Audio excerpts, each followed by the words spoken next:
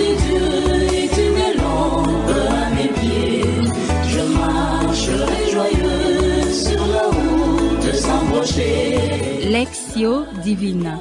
Lectio Divina. Vers la quiétude de ma demeure éternelle. Lectio Divina, une émission pour méditer, prier et vivre la parole de Dieu au quotidien. Sans danger, je marcherai. Lectio Divina. Lectio Divina. Le se flétrira, la fleur se fanera, mais la parole de Dieu jamais ne passera. Frères et sœurs dans le Christ, amis auditeurs et auditrices, shalom et bienvenue à la fête de la parole, en ces jours bénis où l'Église nous invite à célébrer la solennité de la Toussaint. Cette joyeuse fête revêt une triple dimension parce qu'elle célèbre d'abord la sainteté de Dieu qui est Trinité. Ensuite, célébrer la Toussaint, c'est célébrer notre vocation universelle à la sainteté. Et enfin, par cette fête, nous contemplons la sainteté de tous les saints. En effet, la parole de Dieu appelle saints tous ceux qui, au baptême, ont été choisis par son amour pour se conformer au Christ.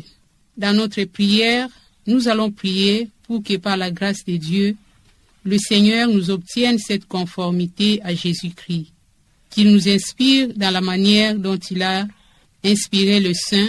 Les saints restent pour nous des poteaux indicateurs sur les chemins de la sainteté. C'est dans cette optique que l'Église nous offre comme texte de méditation les béatitudes tirées de l'Évangile selon saint Matthieu au chapitre 5e du 1er au 12e verset. Aujourd'hui, nous avons accueilli avec joie sur ces plateaux le Père Gilbert de la Société missionnaire de Saint-Paul, la sœur Philomène de la congrégation des sœurs de Marie Okwango et la sœur Rita Almichi, fille de Saint-Paul. Tous sont des consacrés. Bienvenue, mes amis, et merci d'être avec nous pour vivre et partager la parole de Dieu aujourd'hui. Merci, ma sœur. Les facilitateurs de la transmission de cette émission sont Messieurs Olivier et la sœur Thérèse Chibola, fille de Saint-Paul. Au micro, la sœur Rita Yamba, fille de Saint-Paul. Dans la foi, commençons la célébration de notre Lectio Divina en nous laissant éclairer et guider par la présence de l'Esprit Saint avec le chant que la régie nous propose.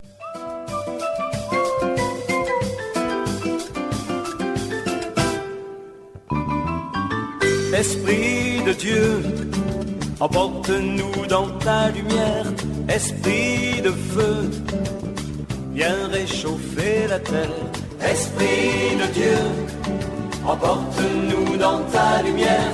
Esprit de feu, viens réchauffer la terre.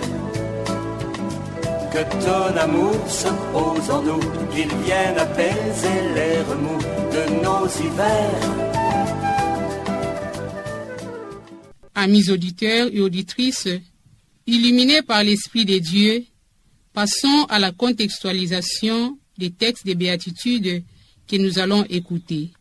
Les paroles de Jésus sur les béatitudes sont placées dans le contexte des sermons sur la montagne. Ces sermons est considéré comme une expression normative et contraignante qui définit un chrétien, ou encore des prescriptions ayant une indication claire et radicale de la nouvelle attitude des disciples envers Dieu, envers soi-même et le prochain. En effet, l'évangéliste Matthieu nous invite à écouter les béatitudes proclamées par Jésus avec une riche concentration de détails. Il indique d'abord le lieu où Jésus proclame son sermon. Jésus est allé sur la montagne. C'est pourquoi les biblistes appellent cela le sermon sur la montagne.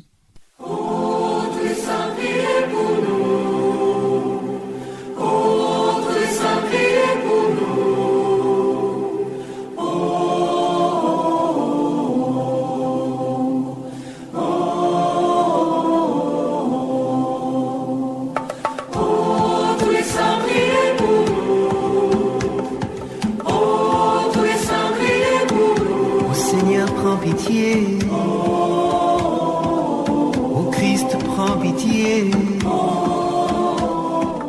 À la différence de l'Ancien Testament, les paroles de Jésus proclament une bénédiction salvifique ici et maintenant et sans aucune limitation. Pour Jésus, nous pouvons tous parvenir au bonheur, à la sainteté, à condition de rester unis à lui. Chers auditeurs et auditrices, entrons dans la première étape de cette prière qui est la lectio ou la lecture. D'une oreille attentive, suivons le Maître divin qui veut nous parler.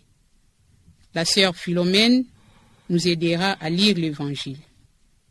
Évangile de Jésus-Christ selon saint Matthieu. En ces temps-là, voyant les foules, Jésus gravit la montagne. Il s'assit et ses disciples s'approchèrent de lui.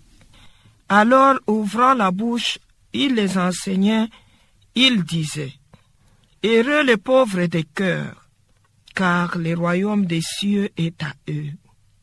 Heureux ceux qui pleurent, car ils seront consolés. Heureux les doux, car ils recevront la terre en héritage. Heureux ceux qui ont faim et soif de la justice, car ils seront rassasiés. Heureux les miséricordieux, car ils obtiendront miséricorde.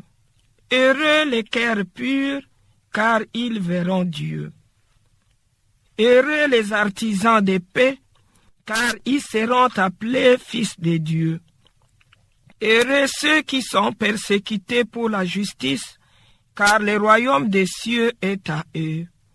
Heureux êtes-vous si l'on vous insulte, si l'on vous persécute, et si l'on dit faussement toutes sortes de mal contre vous, à cause de moi. Réjouissez-vous, soyez dans l'allégresse, car votre récompense est grande dans les cieux. Acclamons la parole de Dieu. Louange à toi, Seigneur Jésus.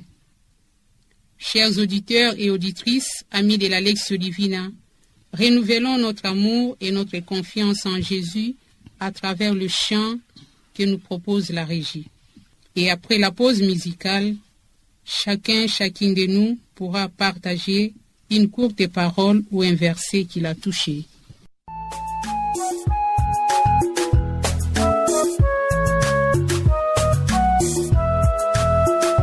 Bienheureux ceux qui font miséricorde, car ils obtiendront miséricorde. Bienheureux ceux qui font miséricorde, car ils obtiendront miséricorde. Bienheureux ceux qui font miséricorde, car ils obtiendront miséricorde. Bienheureux ceux qui font miséricorde, car ils obtiendront miséricorde. Le verset que j'ai médité, ce sont les deux dernières béatitudes, versets 11 et 12. Heureux êtes-vous si l'on vous insulte, si l'on vous persécute, et si l'on dit faussement toutes sortes de mal contre vous à cause de moi. Réjouissez-vous, soyez dans l'allégresse, car votre récompense est grande dans les cieux. La phrase qui m'a plus touché est celle-ci. Voyant les foules, Jésus gravit la montagne. La phrase qui m'a beaucoup touché, c'est « Heureux les pauvres de cœur, car le royaume des cieux est à eux. » Chers amis de la Lectio Divina, la parole partagée va maintenant passer à l'étape de la méditation qui constitue la deuxième étape de la Lectio Divina. À présent, chaque participant va partager le fruit de sa méditation suivant la parole ou le verset qui l'a plus interpellé. Chers frères et sœurs, ce verset que je viens de citer, je me demande, Jésus, comment est-il possible? Heureux les pauvres, heureux les doux, heureux les affamés, les persécutés. En tout cas, Jésus, dans notre monde actuel, c'est vraiment le contraire. Alors, pour mieux approfondir le sens de ces paroles prophétiques de Jésus, je suis allée relire l'exhortation apostolique du pape François du 2018, Gaudete et exultate. En français, soyez dans la joie et l'allégresse. Au premier numéro, le pape dit, je cite, « Soyez dans la joie et l'allégresse, dit Jésus à ceux qui sont persécutés ou humiliés à cause de lui. » Le Seigneur demande tout, et ce qu'il offre est la vraie vie, le bonheur pour lequel nous avons été créés. Fin de citation. C'est donc bien la lecture de l'évangile d'aujourd'hui, les béatitudes. Jésus me propose les béatitudes comme un appel à la sainteté. Mais c'est un cheminement à contre-courant. Je le comprends bien. Car le monde me propose un autre style de vie. Il me dit plutôt, heureux les riches, heureux ceux qui ont bien mangé aujourd'hui, heureux qui se réjouissent de la vie, heureux qui s'imposent avec force, etc. Dans cette fête de la Toussaint, à travers le passage des béatitudes, aujourd'hui Jésus m'invite à la sainteté, à parcourir ce chemin de contre-courant pour avoir la vraie vie, la vie du ciel. J'ai contemplé l'attitude de Jésus et j'ai décelé de cette phrase deux verbes, voir et monter. Jésus voit les foules qui s'approchent de lui. Il regarde cette foule avec les yeux de tendresse, avec les yeux d'amour, et il comprend et connaît bien cette foule et il connaît ses besoins. C'est pour cela qu'il monte sur la montagne.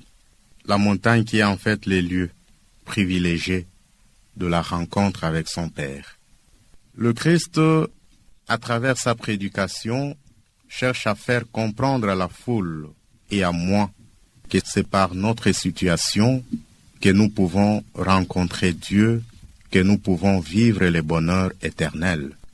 Il m'arrive parfois de contempler la misère de notre société, de contempler la misère de notre monde, mais parfois je suis un peu distrait. Je n'arrive pas à présenter cette situation de notre monde actuel au Seigneur pendant mes temps de prière.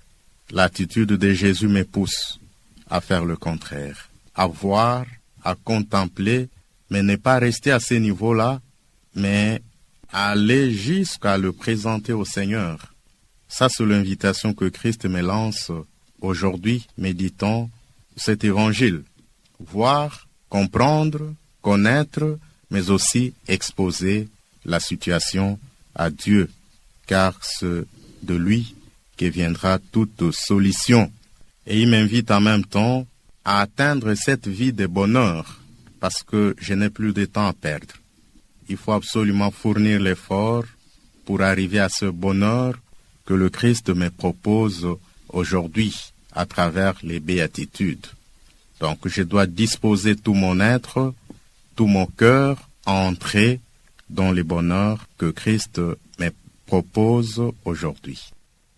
Comment peut-on être pauvre et être en même temps heureux?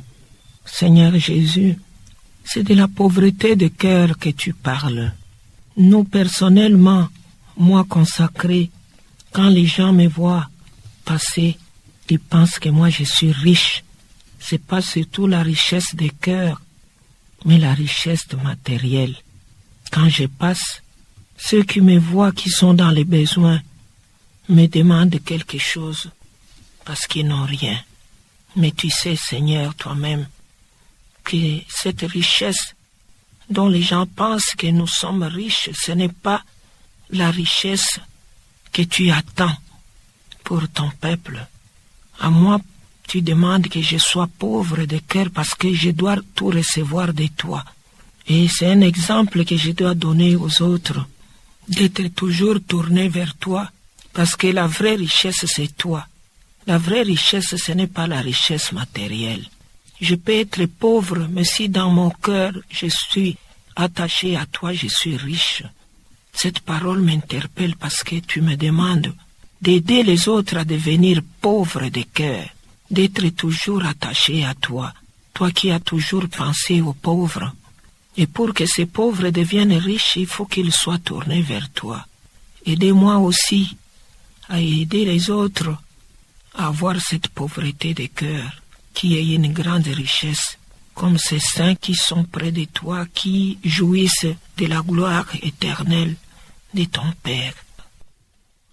Chers amis de la Lectio Divina, nous avons suivi avec attention le partage émouvant de la sœur Almichi, le père Gilbert et la sœur Philomène. La parole de Dieu partagée va se transformer en prière et cette prière se veut un engagement au quotidien. Suivons attentivement la prière de nos sœurs, de notre frère. Seigneur Jésus, hier tu as parlé aux fils d'Israël, aujourd'hui tu t'adresses à nous. Tu nous demandes d'avoir un cœur pur et d'éliminer les inégalités sociales. Seuls, nous ne pouvons pas tendre à la perfection évangélique. Nous demandons le secours de l'Esprit Saint pour arriver au vrai bonheur en cherchant à témoigner de notre foi. Ainsi, ceux qui nous voient vivre pourront dire réellement « Nous sommes d'autres Christ ». Que le Seigneur nous apprenne à soigner nos Eucharisties pour que nous soyons nous aussi sanctifiés par cette table où il nous reçoit en pèlerin au banquet préparé en sa maison. Amen. Seigneur Jésus, merci pour cette opportunité que tu m'offres de méditer en profondeur sur ta parole et de la confronter avec ma propre réalité. Je te rends grâce pour ta présence dans ma vie. Et en même temps, j'implore ton secours pour que j'arrive à imiter ta façon d'agir. Fais que dans ma vie, je puisse être aussi ce disciple qui contemple le monde avec ses misères, mais qui ne se limite pas seulement à la contemplation, qui va en profondeur jusqu'à présenter cette misère auprès de toi.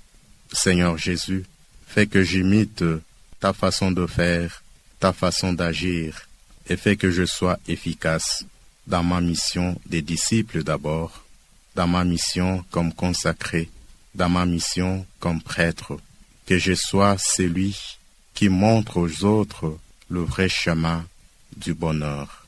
Assiste mon apostolat, assiste mon ministère. Amen. Dans ma prière, je veux me tourner vers la Vierge Marie.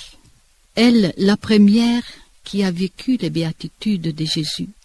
Elle qui est la plus sainte parmi tous les saints du ciel.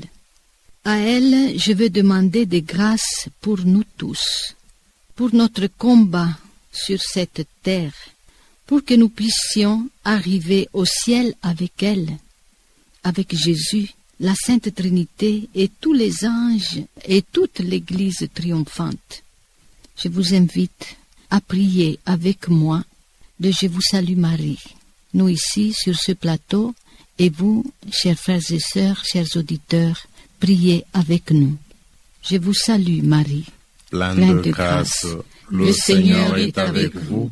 Vous êtes bénie entre toutes les femmes, et Jésus, le fruit de vos entrailles, est béni.